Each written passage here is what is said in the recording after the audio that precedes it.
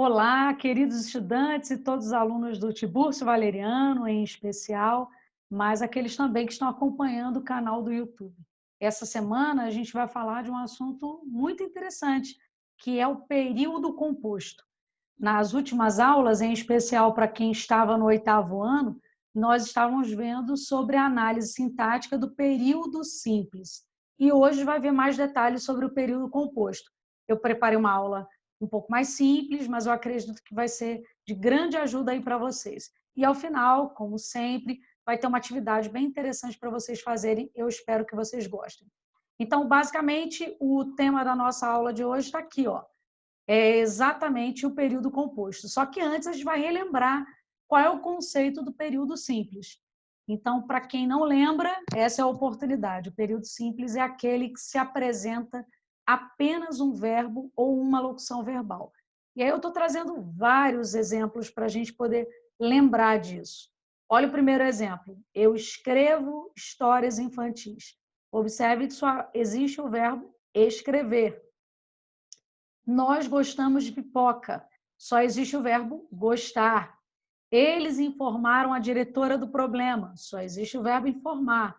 Os estudantes chegaram. Só o chegaram.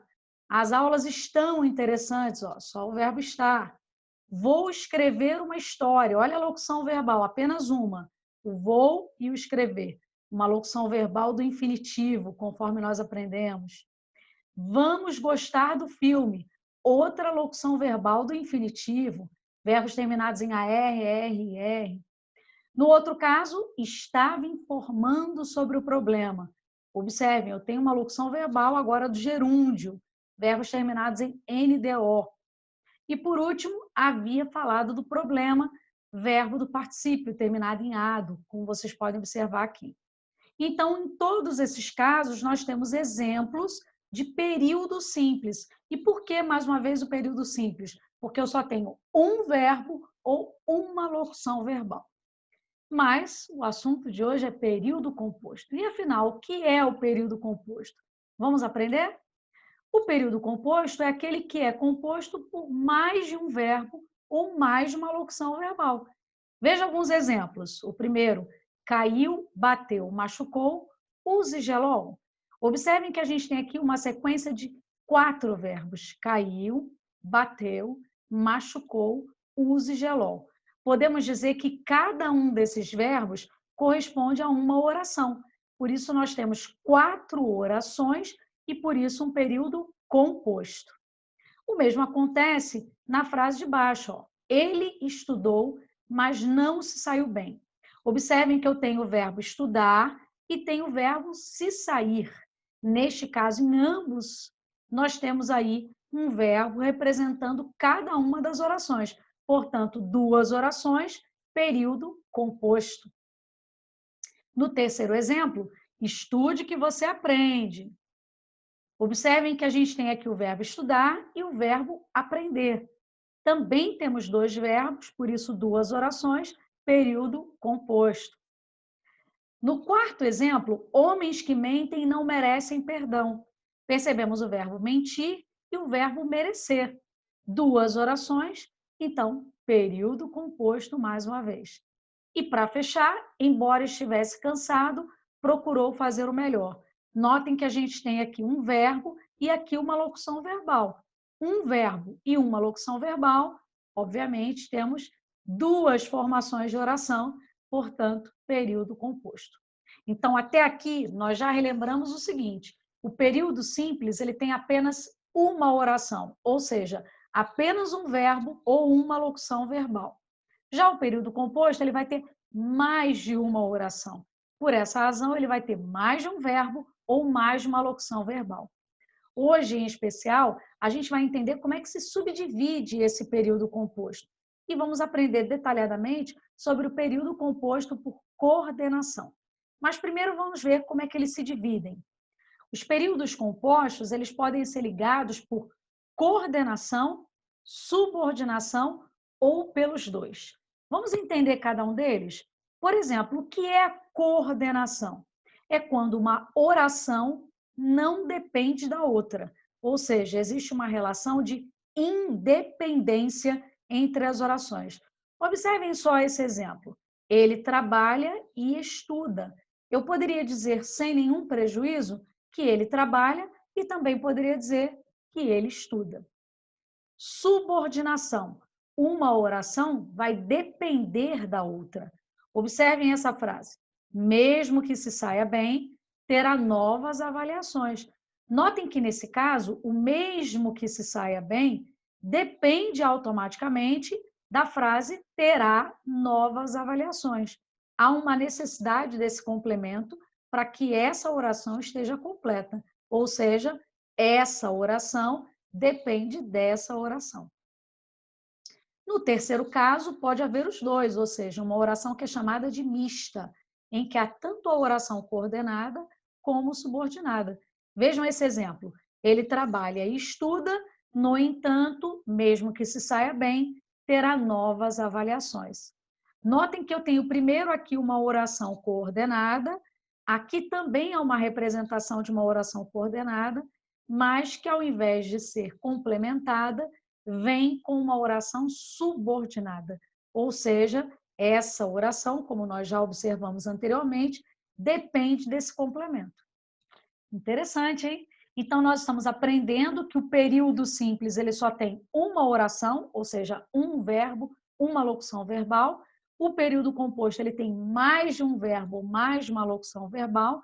E agora nós estamos vendo que esse período composto ele pode se dividir em 3 tipos: por coordenação, por subordinação ou pelos dois.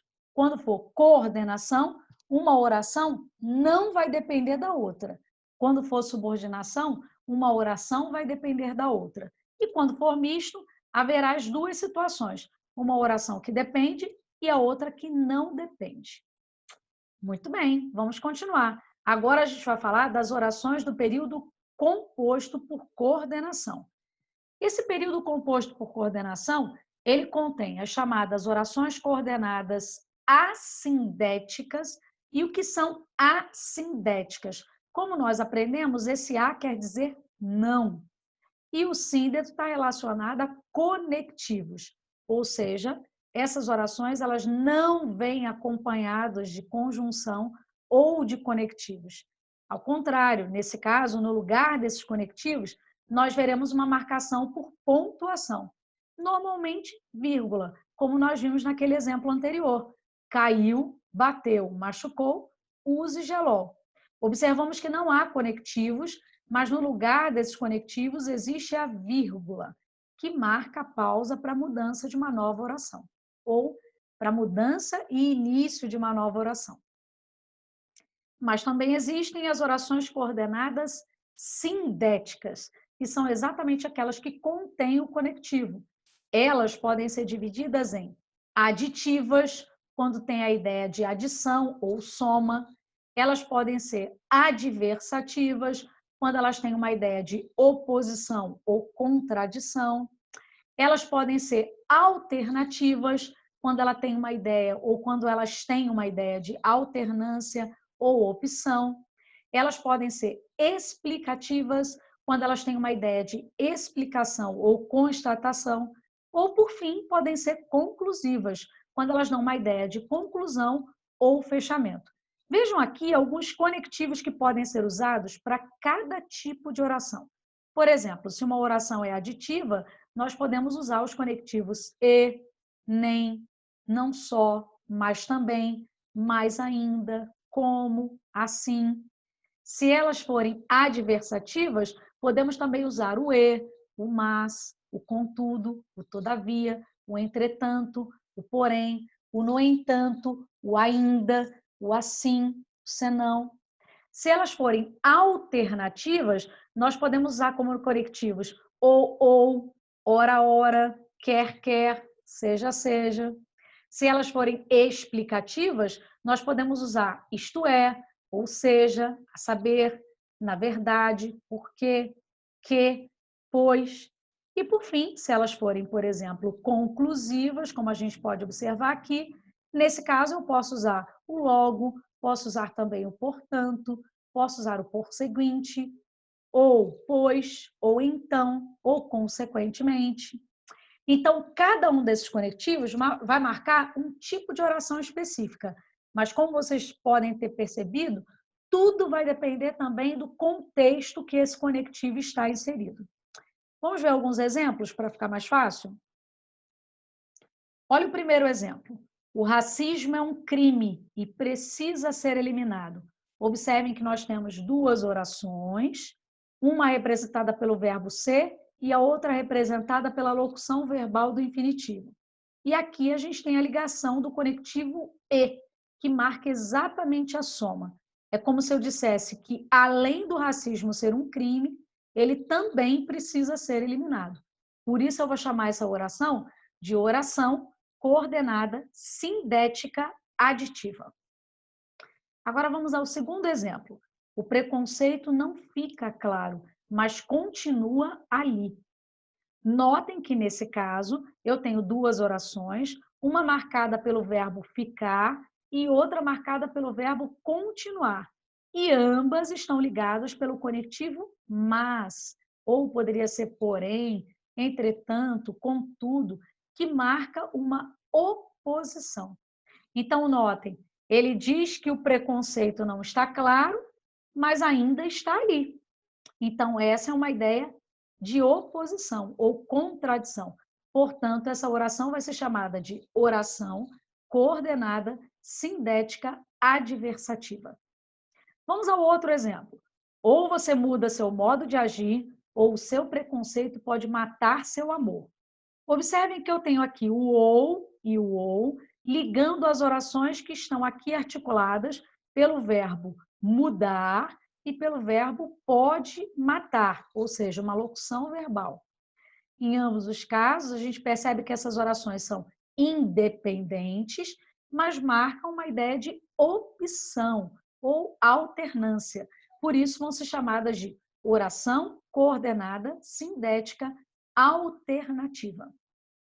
Vamos ao próximo exemplo. O preconceito é uma palavra feia, pois causa dor a outros seres humanos. Notem que eu tenho mais uma vez duas orações, uma ligada pelo verbo ser e a outra ligada pelo verbo causar. E elas estão articuladas pelo conectivo pois, que indica uma explicação, uma constatação. Por essa razão, essa oração vai ser chamada de oração coordenada sindética explicativa. E o último exemplo, o racismo é crime, logo não vamos praticá-lo.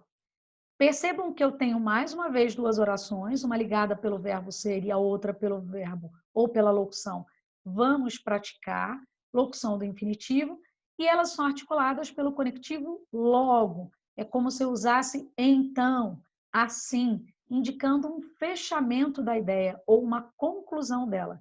Por isso que essa oração vai ser chamada de oração coordenada sindética conclusiva.